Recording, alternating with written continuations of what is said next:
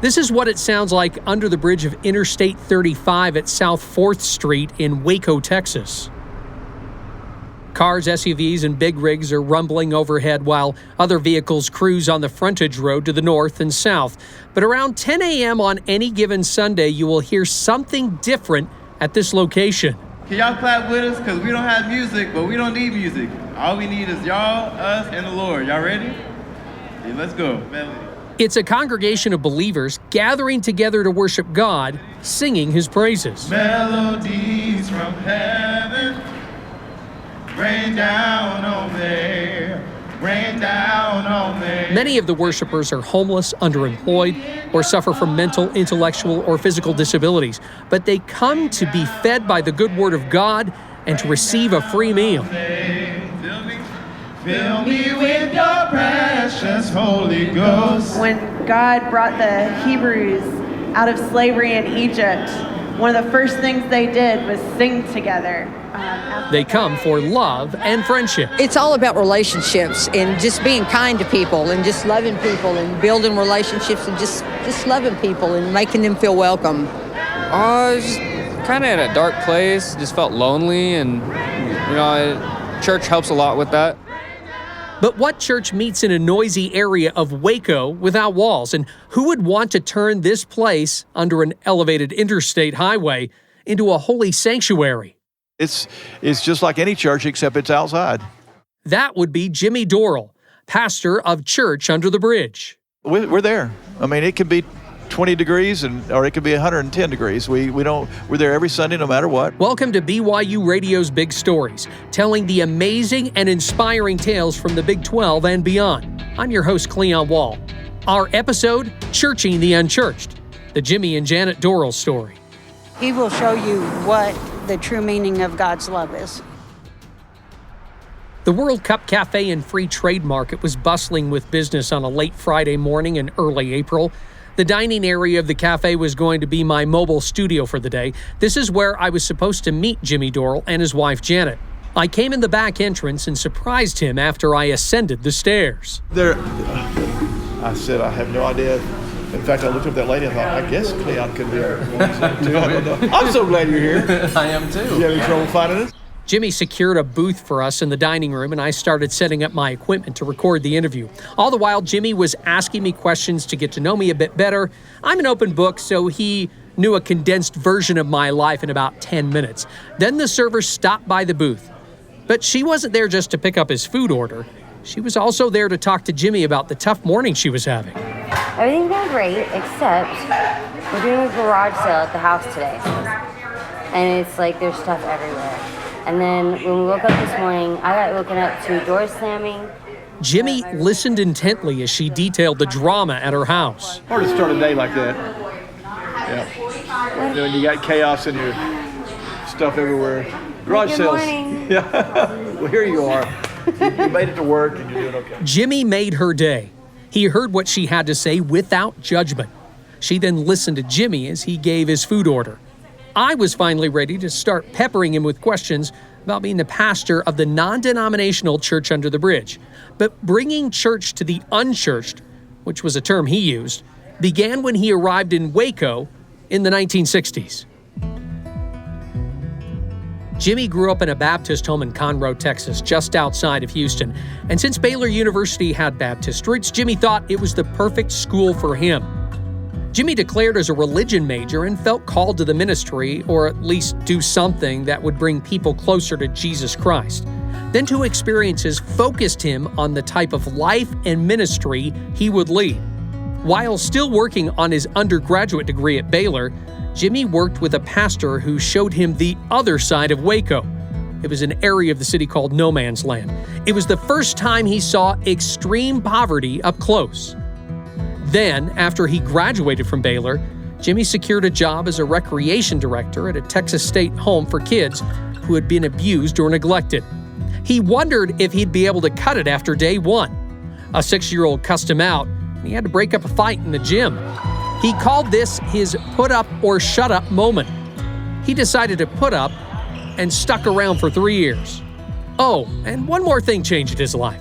He met his future wife, Janet. The first time I got to know her, when she would come out and work with the low-income children sitting in the state home, she's a horse person, and so we had these worthless Shetland ponies that nobody could tame, and she came out and she'd tame them and she'd let the kids ride it, and so it was the fact that she was out of her comfort zone but doing the right things, and so we had a shared experience of middle-class life, learning to care for people who we came to love together. I wanted to be partners with somebody who walked with God.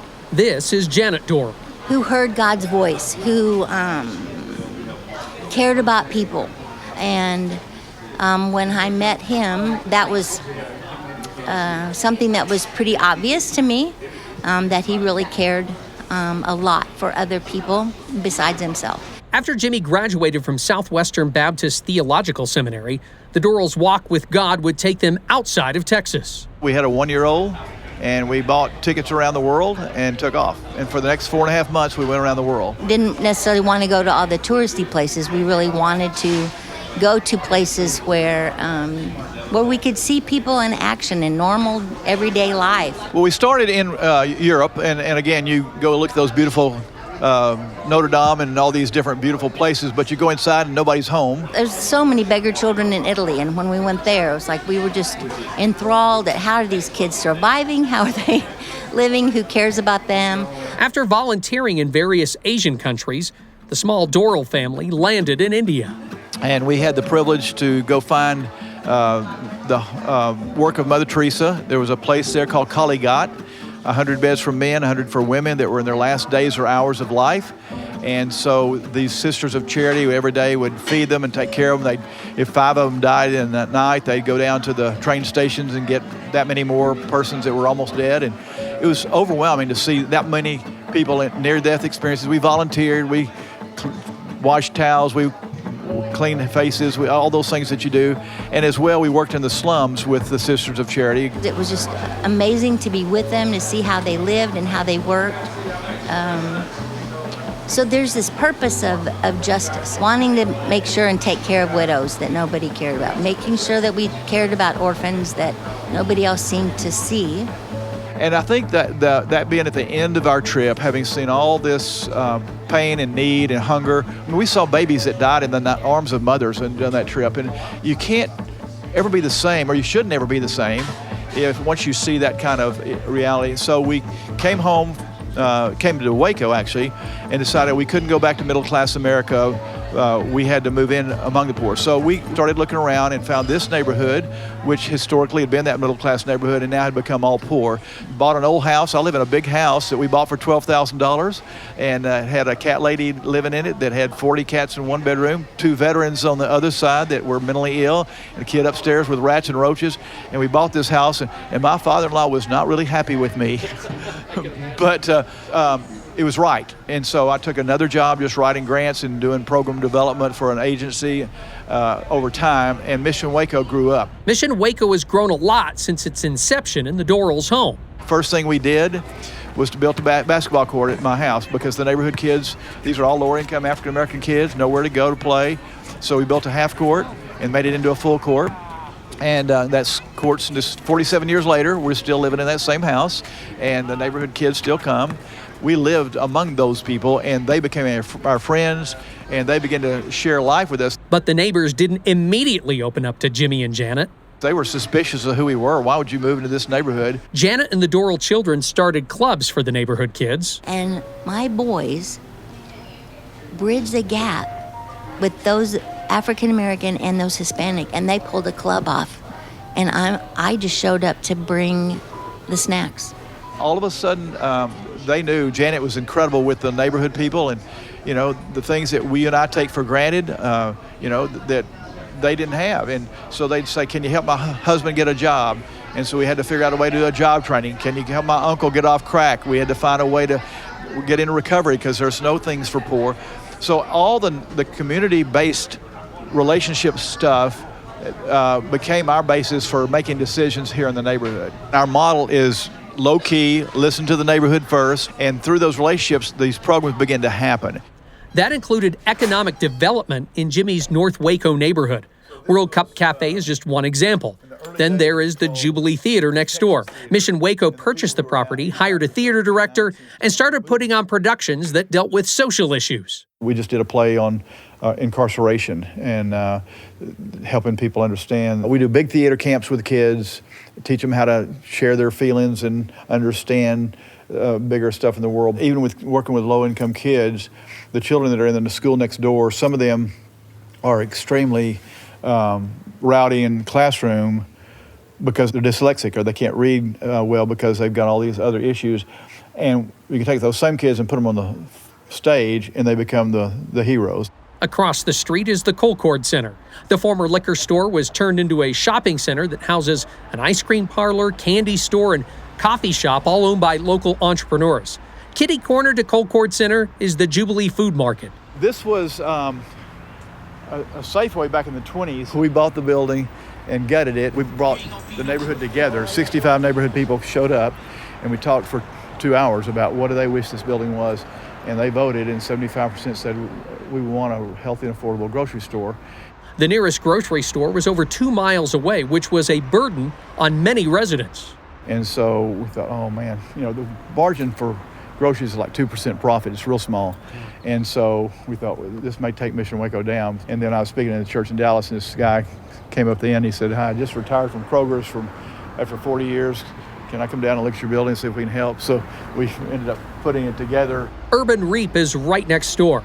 That's where residents learn to grow their own food and so much more. As we walk back toward the cafe, Jimmy details so many other programs under the Mission Waco umbrella. Downtown is the homeless shelter, the social service center, which has got 8 or 9 staff, an apartment complex, and the resale store place. So there's 16 buildings, I think, totally. And there is also Mission World, which helps and empowers women and families in various countries. We changed the economy of close to 10,000 people in this village. Janet is the director.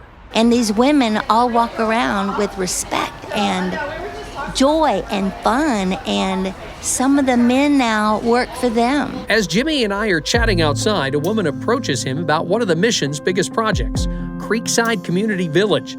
It's a small permanent housing neighborhood for the homeless in McLennan County. What I would like to do, if we were to buy a home or 2 or 3 or whatever, I want to get to know the families that live there. Mission Waco is still raising money for phase 1 of the project. It's just one more way Jimmy and others are trying to church the unchurched.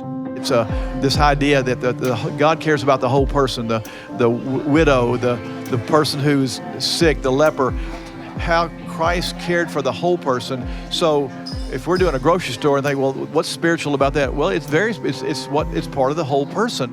When we come back, how an encounter with a group of homeless men led to the formation of Church Under the Bridge. We had to be creative because the way you communicate, church structures don't really work with broken people in so many ways. This is BYU Radio's Big Stories.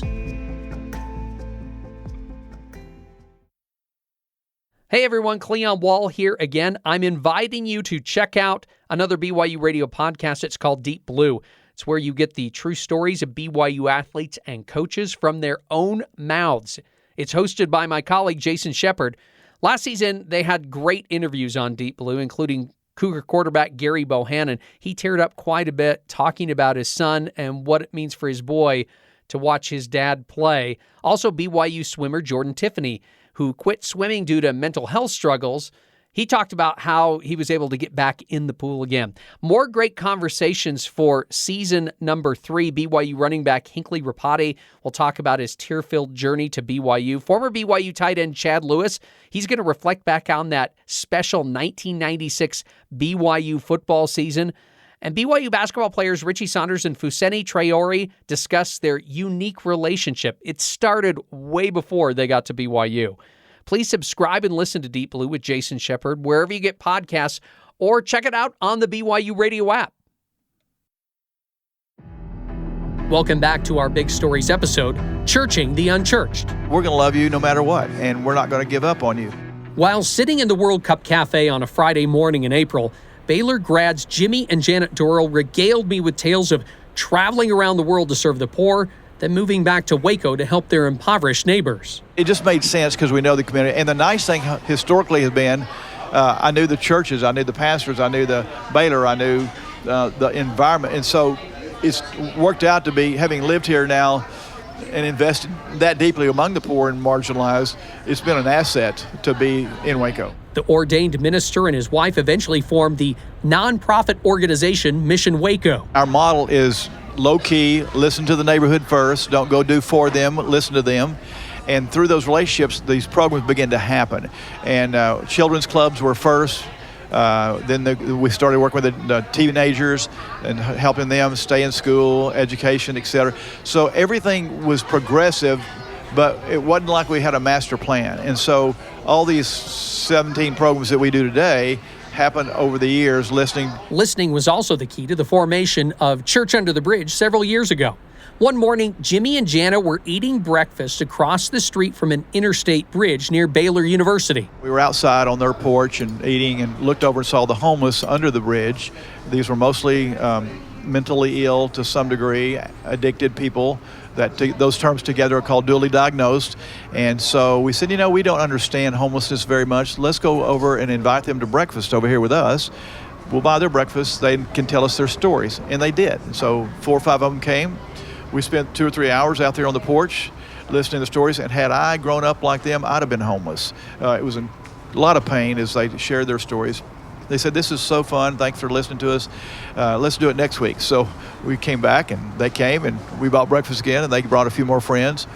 By the third week, breakfast was $250, and this was a long time ago, and that was a lot of money then. But same results. They just felt affirmed. I said, guys, I can't afford to keep doing this. Janet and I can't do that. But they said, well, why don't you come under the bridge right across the street here and do a Bible study? So we went over. Janet sings and plays the guitar, and so we got some metal chairs and took them over there. It was so loud you could hardly hear anything because it was overhead traffic was so loud. But we sat and did a little Bible study, and she sang, and it was great. They said, hey, do it again next week. So we've been doing it now for 32 years and never went away. And it's grown. So today we run about 225, 50 people every week, black, white, brown, rich, poor, mentally ill folks, Baylor professors. It's this crazy, crazy mix of people. Jimmy left his job behind as president of Mission Waco to become the church's pastor. He also expanded the church's reach outside of Sunday worship services. Churching the Unchurched went on a road trip the Saturday morning after my cafe chat with Jimmy and Janet. On this gray and blustery day, volunteers gathered at the Circle apartment complex for the Circle Up Children's Program. On Saturday mornings, we meet outside and play with the children. We go wake them up in their apartment complexes to come out and play, and then have a special event every so often. So today is one of those special events. They got lots of things going on out here in this massive apartment complex field. They've got kids playing basketball. They've got kids playing soccer, tag, kickball. They've got coloring. They've got music going on. Food is being served. We spent most of last year getting to know the kids in the neighborhood. This is Circle Up Program Director Ryan Dirker. And eventually inviting them out to the basketball court on Saturday mornings where we have basketballs and footballs and kickballs. And then at the end of it, we talk about the Bible for about 20 minutes or so. What do you like about coming out here? It's cool. It's fun. 14-year-old Deshaun was one of many teens having a blast. The thing I love most about it is kickball. I mean, we ain't doing nothing besides kickball for us, so kickball. 12-year-old Jaden butted into our interview. What are you best at? Football. What position do you like to play? I like playing running back, receiver, and corner. Favorite thing about this interview? Get interviewed. Unlike the two boys, church congregation member Terrence Shelton was trying to figure out a way to get out of talking to me. You know what? The ball got me a little bit. But when I asked him about why he decided to donate his time to Circle Up, he reminisced about a similar experience he had when he was a child. A group called King's Club came to visit him. King's Club was started by Mission Waco. I grew up in South Terrace apartments, and I just really enjoyed every Saturday when they came out. Now, admittedly, the snacks were what got me in as a kid, but it was definitely great to see people that were different from me but wanted to spend time with me. Baylor track and field athletes were invited to participate in the sports bonanza by one of their coaches. Play basketball with them, play football, just Just being there with them and giving them somebody to hang out with. Caleb Ackman and Nolan Keenan are distance runners. It's definitely fulfilling to know that you're serving others and you're being a light for Christ. I live a couple miles from everybody around here, and just sharing fellowship with your neighbors is definitely a biblical, just kind of a commitment, right? And so with that, I think for me as a person, it's just fulfilling in general. I love for people to come out and do community with the kids and get the kids more involved. Circle apartment resident Sadie Burks has known the guy she calls Mr. Jimmy for a long time. I lived on 15th Street and he lived on 15th Street. He had Mission of Waco, church up under the bridge when we didn't have a church to go to. Some of the people I've known for 25 years that are from the neighborhood that moved over here. It's just a great place. I love Mr. Jimmy. I really do. I love that man. Well, you might as well say he's just another father figure for me because my father is gone. He taught me a lot of stuff that I didn't know. Taught me how to pray. That's one thing he taught me how to do. Taught me to become a better mom that I am. And I just love him for that. I'm gonna start crying. I gotta stop. After wrapping up my interviews, I was offered a hamburger by the church staff. I graciously accepted it and sat down to eat.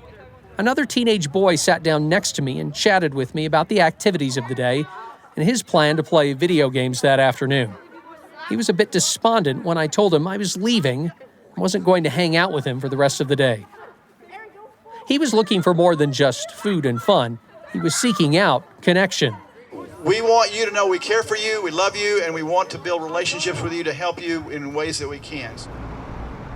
Sunday was finally here. I parked near the I-35 overpass and walked to the hallowed grounds of Church Under the Bridge. Folding chairs faced a flatbed trailer that was fashioned into a stage. Sack lunches were provided to anyone who wanted or needed the food. One child, chewing on a sandwich, hugged a dog in a shopping cart. Others grabbed their food and moved away from the growing crowd, dealing with whatever was burdening them that day. The churchgoer embraced one woman who was eventually taken by ambulance to the hospital. Pastor Jimmy was dressed like many of his parishioners in a t-shirt, hooded sweatshirt, and sweatpants. He chatted with several people before he took the stage. We got a lot of you in the back that are sunshine worshipers. Y'all scoot up a little bit closer, if you will, so we can feel like we're all together. Thank you. Then came music provided by a choir from Baylor University called Heavenly Voices. If y'all know these songs we're about to sing, y'all stand up and sing it with us. We're excited to get hyped with y'all today. The blood still works. What drew you here the first time? The music. I just heard it across the street and I decided to come over here, and I've been here for about 3 months now. And just a lot of love in there, Many in the crowd stood to sing. One man was so overjoyed, he joined the Heavenly Voices on the stage. It's good to sing together. The people of God have always been a singing people, right? Rebecca Poe Hayes then sermonized on Psalm 133. One of the things that holds these songs all together is that they're all about the places that God makes holy. God makes them extraordinary. I'm going to put on my robe. Extraordinary may not describe this place of worship, but it does describe the people who have been changed by the minister of Pastor Jimmy in the church. Cindy Finley has been attending services for 25 years. They're all-inclusive. They don't judge you by what you look or how many tattoos you have, which I'm pretty well covered. Now Cindy works as a taxi service for the church's Hotel Motel residence program. I help people in the lower-end hotels and motels. How do you help them? Like I'll take them to get food or help them with prescriptions or, take them on errands if they don't have a ride, stuff like that. What is your goal when you come on Sunday? My goal is just to give somebody a hug. Elaine Clark, the church's office manager, was one of the last people to leave the services that Sunday. I came around when I was a youth. Pastor Jimmy helped me get off the streets, out of drugs and out of prostitution. I was actually into self-injury, and I actually had tried to kill myself, and the day I got out of the psych hospital, came over here to the church, and Pastor Jimmy came up to me and asked me what I had done, and I was like, that's none of your business, you don't really care. And he told me, yeah, I do. And if you ever try to do that again or think about doing it, come see me at my office. So the next day when I was thinking about hurting myself, I went and saw him at his office. And he started talking to me and then got me volunteering at Mission Waco and had me actually scrubbing toilets. But I started going and seeing him every day, and he kind of became my spiritual dad. And 15 years without self-injury, without drugs. And now I'm where I am because of him, with working with the church and all that, and working with kids that are just like me. Churching the unchurched really comes down to one action, and that's love. I think the first thing that we had to do, and anybody that does this kind of work has to do, is learn to love people regardless. I could see and feel the love Jimmy had for everyone in the 3 days I spent with him, and the love people had for their pastor. He's helped me change my life. He's, to me, the one who, he shows you who God is and what Jesus' love is like. I love what we do. I have been so blessed. My son does the same kind of work we do, living in the worst neighborhood of Galveston. So there's this sense of legitimacy and transparency of thinking life is fun. And so I don't have to be pretentious. People might look at this and say, wait, how is that fun? It's relationships. I love people. I know the people here in the cafe, and it's like I can hug them and I can ask them how they're doing. It's a freedom to love across boundaries. The greatest compliment for me is I'm just Jimmy. I've got titles, I don't use them. I don't want to be pastor, I want to be Jimmy. Churching the Unchurched is produced and written by Whitney Sheffield and Cleon Wall. Music and post-production by Kevin West. Make sure you watch BYUTV's Big Stories by logging on to BYUSN.com. Big Stories is a production of BYU Radio.